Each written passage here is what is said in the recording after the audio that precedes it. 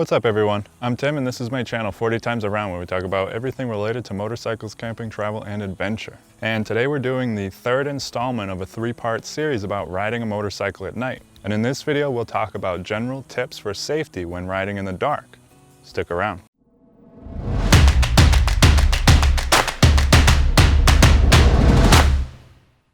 Have you ever had to ride at night for some reason and maybe you felt a little unsafe about it? My hope with these three videos is that they'll help set your mind at ease about the whole idea of riding a motorcycle at night. And maybe they'll help you ride better and safer in the dark. There are lots of risks when riding a motorcycle, but they become much more dangerous at night when visibility is limited, which we talked about a previous video in that series. There are lots of other hazards to watch out for, and animals are another major issue to deal with when riding at night. Today we're going to just talk about 10 general tips and guidelines for safer nighttime riding. If you haven't seen the other two videos in this three-part series, make sure to check those out at the end of this video, as there are lots of things to consider when riding a motorcycle in the dark. Let's go ahead and jump right into the 10 tips for riding at night with tip number 1, and that is use high-vis gear, or reflective tape and reflective gear. I know not everyone wants to wear all high-vis all the time, but there is an advantage to wearing brighter clothing and gear at night to be more visible to other road users. Being on a motorcycle, you're already more difficult to see, and this effect is heightened at night, making you even more difficult to see. Anything you can do to make yourself more visible is a good move in my opinion. My riding jacket has strips of reflective fabric on it, so it looks like a normal jacket during the daytime, but at night when light is shined on my jacket, it lights up, making me much more noticeable. You could even opt to bring a safety vest to throw on over your jacket when riding at night. Reflective tape has the same effect, and you can accent your motorcycle with it to help increase your visibility to other drivers. Tip number 2 is keep it steady. This is a big one because I think, especially for newer riders, this one can be so easily overlooked. I know I've fallen into this pattern of unintentional erratic riding. Maybe you can relate to this. So you're riding alone at a steady 70 miles per hour at night. Next thing you know, there's a car coming the other way and the blinding lights force you to slow down to 50. The car passes and you speed back up to 70. This may seem like the best course of action in the moment, but in reality, you are confusing the heck out of somebody behind you who isn't necessarily dealing with the same challenges as you.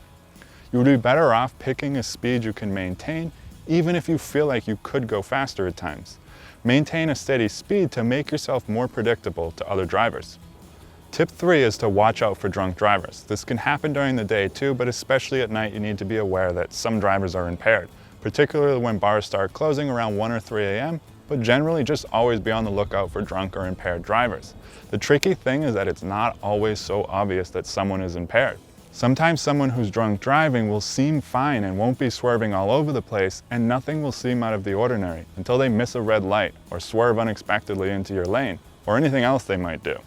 This makes them extra dangerous, but there are some precautions you can take to make yourself a little safer. In a previous video in this series, I talked about riding the middle of the road when avoiding deer. Now you need to use your best judgment on what the imminent danger is, because I'm about to contradict that statement. When it comes to drunk drivers, especially on a multi-lane road like a highway, use the right lane if possible. If a drunk driver happens to enter the highway that is potentially empty and lacking in warning signs that someone's going the wrong way, it is a fairly common occurrence for impaired drivers to drive the wrong way down a highway. In this situation, they will assume the right lane to them is the correct position for them, not realizing that their right lane is actually your left lane. Obviously, this is something that only certain roadways would be likely to have happen, so use your best judgment here. Another thing too is that drunk drivers will often forget to turn down their high beams when they pass.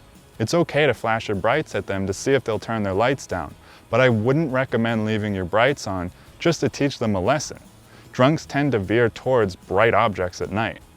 Generally just avoid people's blind spots, assume the worst of everyone else on the roadway, give yourself plenty of space, and always expect the unexpected. Tip 4 is to consider adding lights to your motorcycle. I'm referring to fog lights here. Fog lights are meant to point below fog, meaning just above the road surface.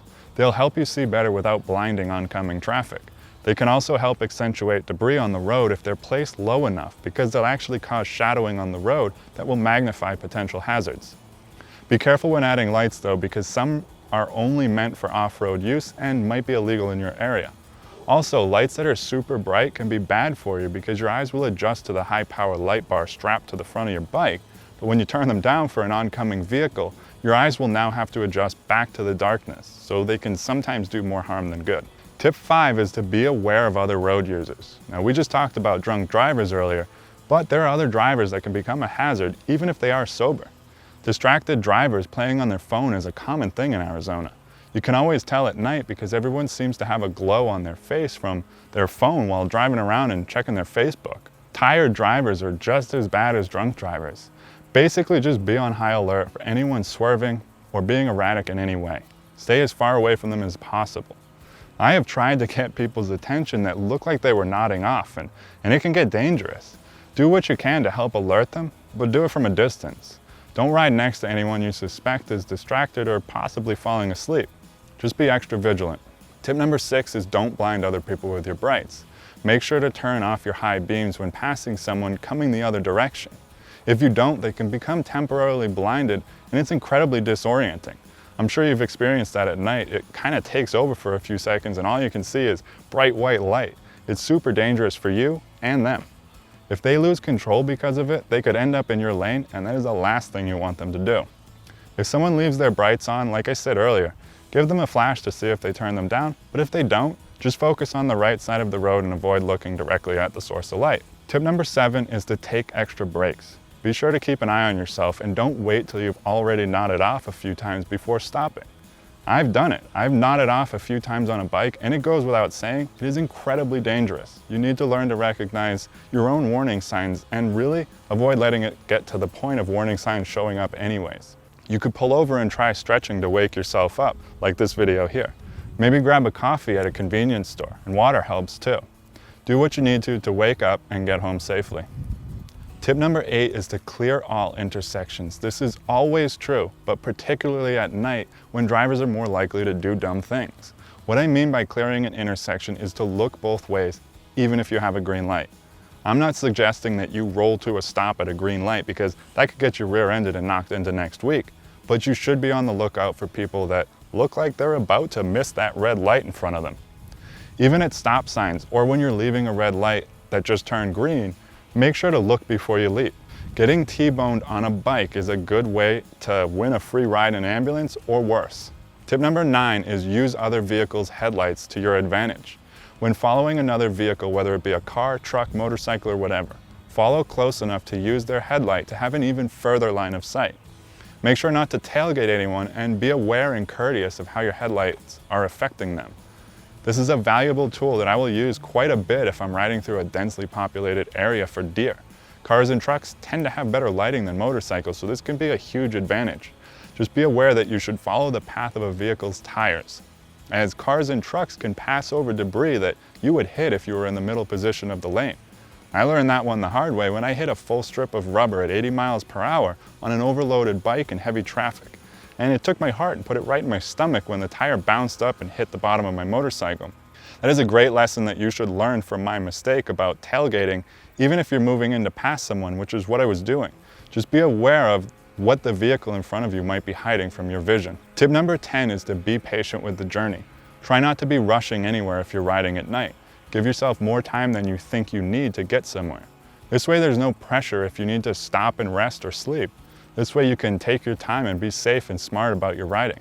To be honest, there are a lot of advantages to riding at night, and when done safely and correctly, it can have a lot of benefits. For example, crossing a desert in the middle of the night during the summer is a much better option to ride through the hottest part of the day with the sun in full glare. Sometimes time is limited and you need to leave in the middle of the night to miss traffic or just get an early start on the day.